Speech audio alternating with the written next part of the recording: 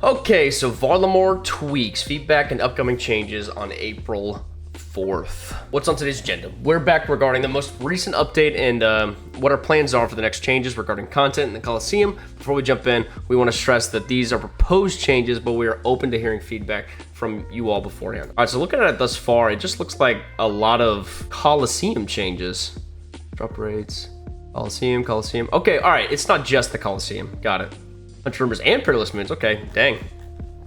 Love to see it. I'm intrigued to know that they're going to be doing changes to not only the Coliseum, but the things that people have primarily been playing, which is the Perilous Moons and Hunter rumors. So we've been discussing just how we can modify those modifiers to make the Coliseum feel better for everyone. Let's look at what we're going to change. Okay, so the first two ones I see are regarded as clearly the worst one. Bees given a longer delay before they respawn, given a longer delay before they move to their next tile, and look to improve the visibility of bees. I'm happy that we're going to see a better visibility of them, because if you're not highlighting that tile, you're basically screwing yourself. It not only is such an annoying modifier to deal with, but it's just things can go so south so fast if you're not really paying attention. I don't typically grab them myself, mainly because if you don't have at least a toxic blowpipe, or better yet, a Venator bow, bees are really going to give you a hard time. It's also apparent to me that it's pretty RNG based, given that the bees can spawn really anywhere. It does not really matter what quadrant of the map you are in comparison to, you know,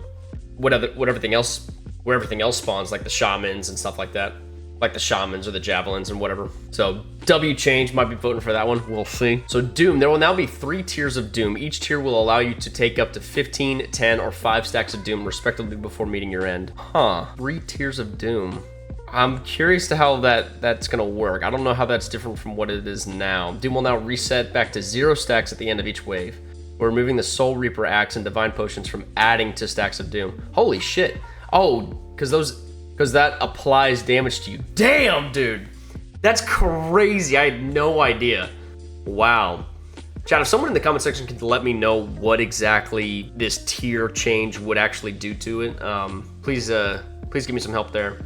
Myopia, remove the ability to autocast spells without being affected. This means you will be able to manually cast with this modifier. I think it's pretty cool. I think I really didn't mind it to begin with. I mean, I could really go either way with Myopia. I typically take it, and I really don't see that big of a hindrance, but I think that'd be pretty cool. Relentless, this is another one I never take. Change how the additional accuracy is applied to monster hits. Stack 1 ignores 33% damage. Stack 2, 66. Stack 3 ignores all the additional damage per stack is left unchanged.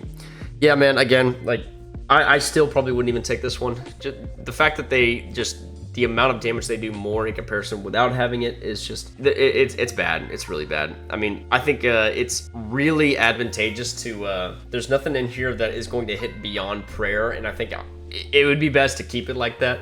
But I know there's some junkies out there that wouldn't mind the Relentless.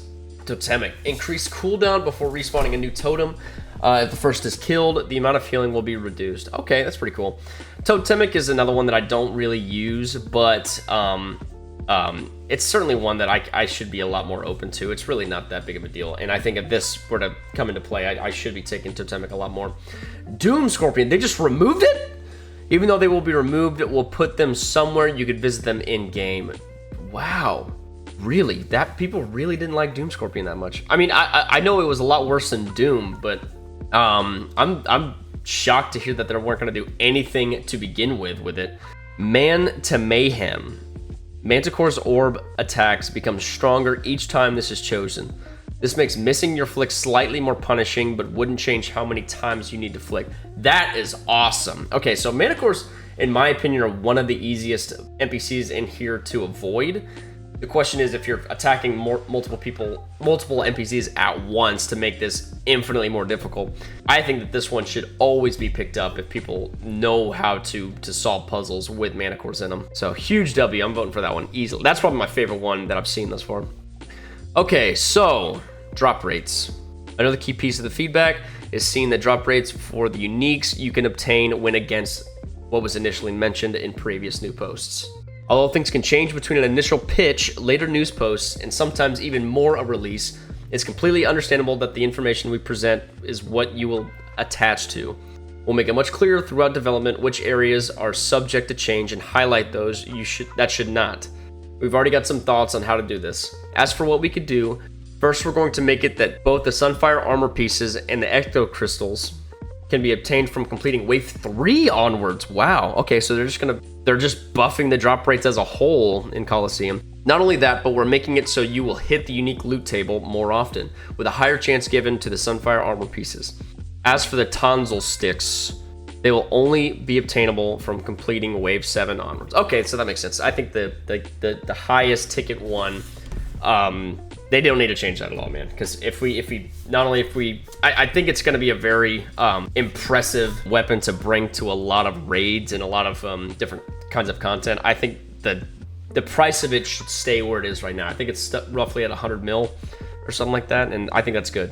Okay, so Echo Crystals. These boots will now be made for much more than walking. As when you convert the Guardian boots to the Echo boots, this will now be a permanent change, regardless of if you have any charges or not. We're also giving you the ability to turn off the Echo boots effect, which means you could really pick and choose your moments to punish your enemies. Interesting.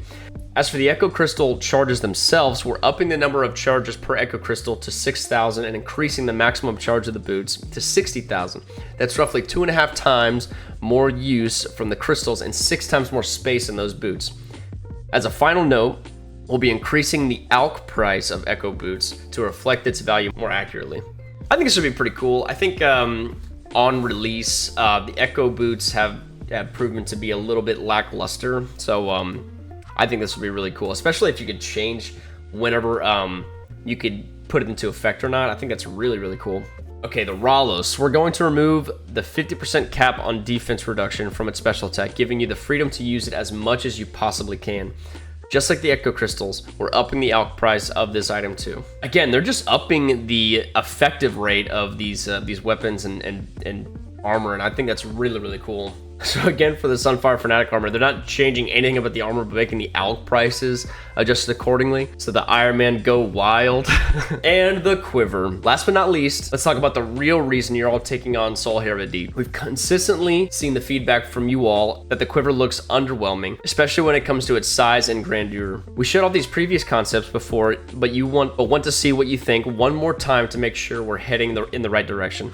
Let us know what you think about the new versions. I mean, I could really just care less, dude. Like, yeah, they're gonna make it a tad bit bigger. Big whoop-de-doo, man. I think I did hear a lot of people yap about the size, and if that's what the people wanted, that's what the people are gonna get. So, heck yeah. So I'm looking at this Fortis Coliseum drop rate now, and honestly, the amount of times that I've done it, a 1 in 108 chance at the unique table is really, really crazy. I could have sworn I would have hit one of these at some point. But again, you're not hitting the Ralos unless you get to wave 7. So, I think more drop tables in the future should favor what this is right here. Obtaining these will favor pieces you haven't already received. Otherwise, it is random. I think that's so cool. Too many times I see people going to TOA or TOB and just getting the same exact thing over and over again. I mean, money is money, my friend, but I just think it's so awesome to get some variety in your drops at some point, Unless you get, like, dupe shadows. I'm not going to be complaining about that, guys, I promise. And so a lot of these changes, I'm not going to go over all of them, so if you want to pause the video and read them for yourself, please do. But one thing I really do want to highlight is you can now trade the Dizana's Quiver for a total of 4,000 Sunfire Splinters by talking to Minimus. I think that is so awesome. I think too many times people were getting caught and breaking the bank trying to get as many Sunfire Splinters as they possibly could in order to fully charge their Quiver, which made farming wave 1 for the Sunfire Splinters to just continuously go up. We saw it dip down a little bit because so many people were doing it. But then once people started to earn their Quivers more and more, it just started bumping up. I think I mentioned that in a previous video. But not only did they allow you to trade it in for more Sunflower Splinters, but they decreased the amount of Splinters you receive upon the first wave. So rip the dream. The Sunfire Splinter money grind has met its end. Y'all, that's all I have for you guys. Thank you guys so much. I'll see you guys in the next video.